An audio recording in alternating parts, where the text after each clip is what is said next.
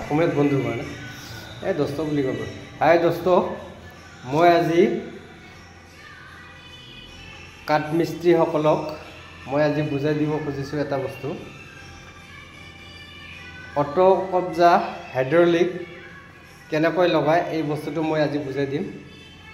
এক নম্বৰত কব্জাটো কেনেকৈ চিনি পাব, এইবিলাক হাইড্ৰলিক হয়।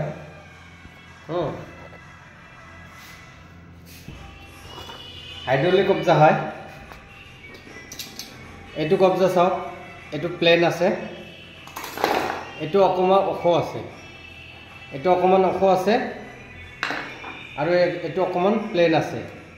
এইটো আমাৰ হয় 0 ডিগ্ৰী বা 0 কেৰেং বুলি ক'লে হ'ব। এইটো 0 কেৰেং আৰু এইটো আমাৰ 8 ডিগ্ৰী কব্জা, এইটো 8 ডিগ্ৰী কব্জা। এইগিলা হাইড্ৰলিক। এনেকৈ যদি আপুনি দিয়ে অট'মেটিক বন্ধ হৈ যাব। এইটো হাইড্ৰলিক কব্জা হয়। এই চাওক, হাইড্ৰলিক অট'মেটিক বন্ধ হৈ যাব পাল্লাটো। ইয়াতে এটা মানে হেৰি আছে, চিলিণ্ডাৰ থাকে, মই দেখাই আছোঁ।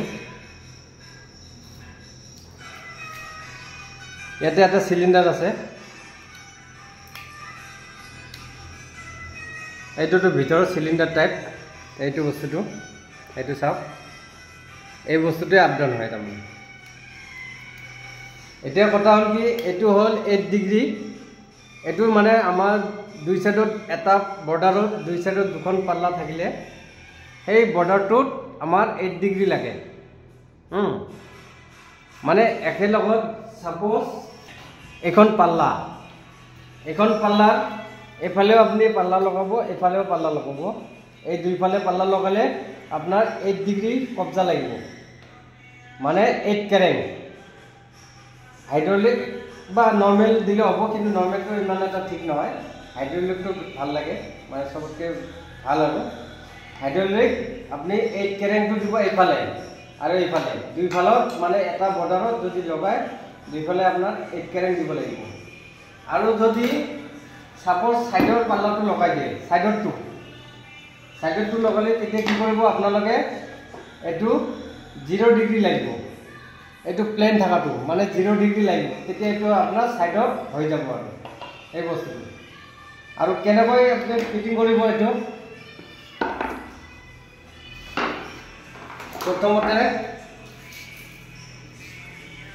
ধৰক ইয়াৰ পৰা 4 ইঞ্চি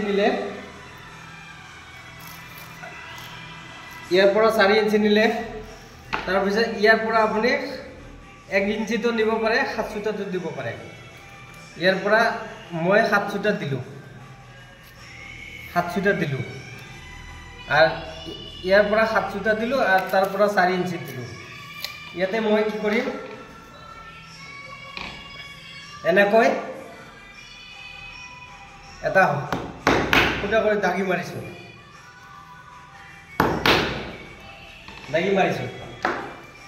তাৰপিছত এইটো আমাৰ বিট, এইটো 35 mm বিট হয়।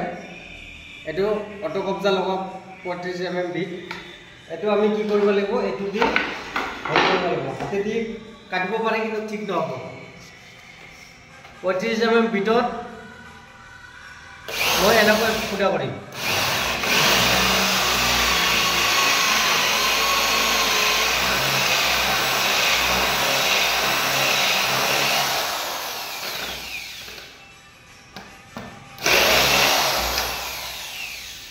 এইটো ফুটা কৰিলোঁ, কিন্তু সবগুলো কব্জাৰ মাপ একে। এইটো বহি গ'ল, একদম ইজি হৈ গ'ল। এনেকৈ আপুনি দুইফালে কৰি, তাৰপিছত আপোনাক এটা কাম কৰিব, এনেকৈ এটা স্কেল লৈ ল'ব।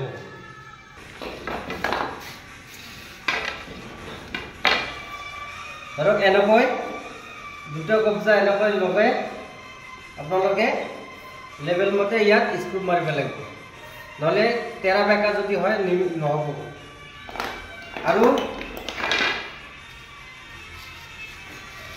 আৰু যদি এইটোত অসুবিধা পায়, সেম এনেকৈ এটা আপোনালোকে গুটকা বনাই ল'ব এনেকুৱা চেম প্ৰচেছ এইটো লেভেল আৰু এইটো বস্তু চেম আছে আপোনালোকে চাব পাৰে চেম আছে বস্তুটো এইটো চেম আছে তেতিয়া আপোনালোকৰ সুবিধা হ'ব বাৰ বাৰ দাগি মাৰিব নালাগে বাৰ বাৰ দাগি মাৰিলে কি হ'ব আপোনাৰ অলপ খেলি মেলি হ'ব সেইকাৰণে আপোনালোকে চেম এনেকৈ বহাই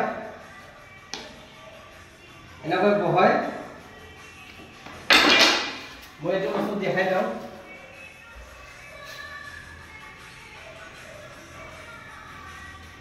চেম এনেকৈ বহাই পেলাই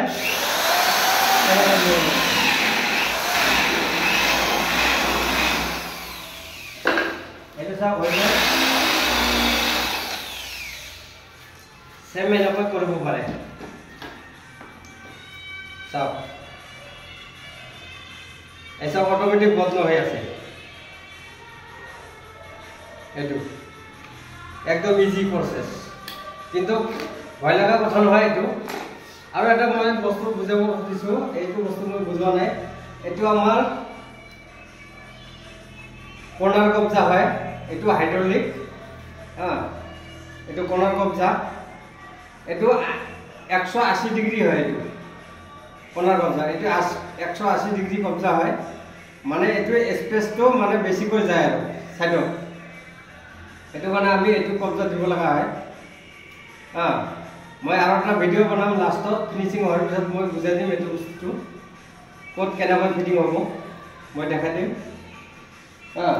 আৰু এটা কবজা আমি কৰ্নাৰ মধ্যে আমি ডেৰ ভাঁজ কবজা ইউজ কৰিছোঁ আৰু কিন্তু 160 ডিগ্ৰী এটা কবজা আছে আৰু এইটো এনেকুৱা নহয় অলপ বেণ্ড থাকে 160 ডিগ্ৰী এইটো মই আনা নাই কাৰণ এইটো দিলে অলপ কৰ্নাৰ কবজাটোত অলপ প্ৰব্লেম হয় মানে পাল্লাটো সিধা হৈ থাকে কচ খাই নাযায় এইটো দুটা বেলা যদি আপুনি একজেক্ট হেৰি কৰে তাৰমানে বন্ধ কৰিব খোজে তেতিয়াহ'লে বস্তুটো এইটো এই ডেৰ ভাঁজটো দিলে মানে কি পাল্লাটো জাপ খাই থাকে বস্তুটো জাপ খাই থাকিলে সুবিধা হয় মানে এনেকৈ থাকিব দুটা পাল্লা এনেকৈ থাকিব যদি সাপোজ কৰ্নাৰ পাল্লাটো এনেকৈ লগালে কৰ্নাৰ পাল্লাটো এনেকৈ লগালে যেতিয়া আপুনি এই ডেৰ ভাঁজ কবজাটো লগাব এই ডেৰ ভাঁজ কবজাটো যেতিয়া লগাব ইয়াত কিন্তু এটা গ্ৰুপ হ'ব 6 mm এটা গ্ৰুপ হ'ব গ্ৰুপ হ'লে অসুবিধা নাই কিন্তু যেতিয়া আপুনি এই কবজাটো লগাব তেতিয়া পাল্লাটো এনেকুৱা হ'ব আৰু যদি অটো কবজা কৰ্নাৰ এটা পায় এল টাইপৰ এইটো যদি লগায় তেতিয়াহ'লে পাল্লাটো এনেকৈ থাকিব পাল্লাটো মানে দীঘলাই থাকে সেইটো অলপ প্ৰব্লেম আহে যেতিয়া আপুনি ডেৰ ভাঁজ লগাব তেতিয়া পাল্লাটো এনেকৈ থাকিব সেইকাৰণে স্পেচটো আপোনাৰ কমতে হৈ গ'ল আৰু নহ'লে দীঘল হ'লে বস্তুটো আৰু লোডটো যেটো অটো কবজা হয়তো এইবিলাক হাইড্ৰলিক কিন্তু এটা প্ৰব্লেম থাকে এটা সময়ত তললৈ নামি আহিব চান্স থাকে আৰু দীঘল হ'লে সেইকাৰণে বস্তুটো এইটো চবতে বেটাৰ আৰু গম পালে সেইকাৰণে কৰ্নাৰ সদায় আপোনালোকে ভাল কাম কৰিব যদি খোজে ডেৰ ভাঁজ কবজা লগাব কৰ্নাৰ আৰু আছে মোৰ তাতে বহুত কেইটা কবজা আছে কোৱালিটিৰ মই এই ভিডিঅ'টো পিছত বনাই দেখাম বাৰু ঠিক আছে